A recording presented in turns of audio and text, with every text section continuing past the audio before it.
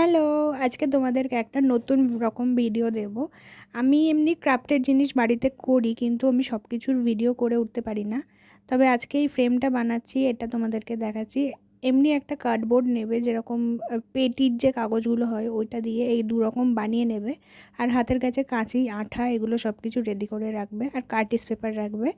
রাখলেই তারপরে এরকম শেপের দুটো জিনিস বানিয়ে নেবে। নিয়ে লাল রঙের কোনো কাগজ থেকে ছোট ছোট লাভ আকৃতি বার করে নেবে। নিয়ে এখানে তোমরা দেখতে পাচ্ছ কি না জানি না, এখানে পেন্সিল দিয়ে আগে আমি ড্র করে নিয়েছি, একটু পরে তোমরা স্পষ্ট দেখতে পাবে। তারপর আমি ওখানে কালারিং পেন দিয়ে সব কিছু লিখে নিয়েছিলাম। লেখার পরে তোমরা বুঝতেই পারছো আমি এটা কিসের জন্য বানাচ্ছি। হ্যাঁ, রোহিতের বার্থডে ছিল, তাই সেই কারণে বানাচ্ছিলাম। তারপর এই লাভগুলো আমি এইভাবে আঠা দিয়ে আটকে দিচ্ছিলাম।